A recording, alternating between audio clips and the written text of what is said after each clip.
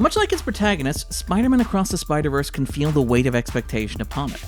Across the Spider-Verse is the sequel to the smash hit Spider-Man Into the Spider-Verse, arguably the best superhero film of the past decade, with due respect to that one that you like.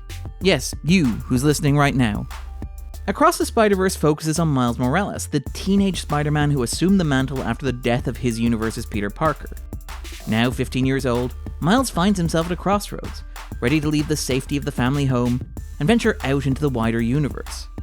Inevitably, Miles learns that the larger world is a more complicated and hostile place than he could ever have imagined, where things are rarely what they seem, and where the universe is held together by its own monstrous logic. Without getting too specific or too spoilery, there's obviously a whole lot going on here, and the film brings back some of the extra-dimensional adventurers from the first film, like Spider-Gwen as voiced by Haley Steinfeld, and Peter B. Parker as voiced by Jake Johnson. Across the Spider-Verse is the first of 2 sequels to Into the Spider-Verse, with Beyond the Spider-Verse currently scheduled for release next year. Depending on how they perform, you can look forward to Beneath the Spider-Verse, Conquest of the Spider-Verse, Escape from the Spider-Verse, and many more. Planet of the Apes jokes. People love those, right? Watching Across the Spider-Verse, it's very obvious that this is the first of a 2-part narrative. Part of the beauty of Into the Spider-Verse was its relative elegance and efficiency, the way that it moves so lightly on its feet, with a large number of moving parts all pulling in the same direction and driven by a fairly straightforward thematic idea: the question of what it means to be Spider-Man. As tends to be the way with these second parts of retrofitted trilogies, Across the Spider-Verse is a bit more heavy-handed in its storytelling and setups.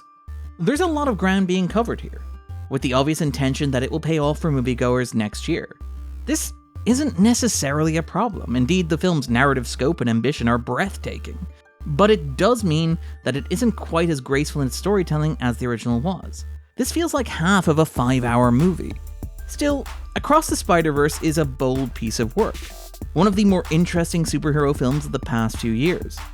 It uses its central multiverse conceit for more than just nostalgia or the shuffling of intellectual property, crafting a compelling central metaphor that resonates with timely themes about the world in which Miles lives and taps into more universal tropes of the classic coming-of-age narrative.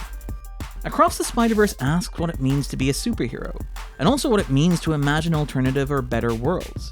Though the film spends a lot of time on setup, there's genuine emotional heft to Miles' relationship with his parents, as played by Luna Lauren Velez and Brian Tyree Henry, mirrored in a similar arc for Gwen and her own father, played by Shea Wiggum.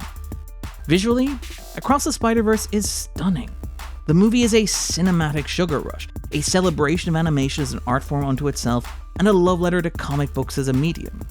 Along with the original, this is handily the most visually rich comic book movie since Ang Lee's Hulk or Robert Rodriguez and Frank Miller's Sin City. There's a dazzling inventiveness on display here, an energy and enthusiasm that is constantly pushing to surpass itself. There's nothing like it. Even as animated films like The Bad Guys and Puss in Boots: The Last Wish have taken their cues from Into the Spider-Verse, the sequel is a reminder of just what is possible when a studio is willing to take formal risks and embrace the potential of the medium. Using the multiverse as an opportunity to throw competing art styles into conflict, Across the Spider-Verse is pop art in the truest meaning of that phrase, and a reminder of how modest most comic book movies are in their own ambitions. Across the Spider-Verse is a little rougher around the edges than the original film, but only because it's truly committed to doing whatever a Spider-Man movie can.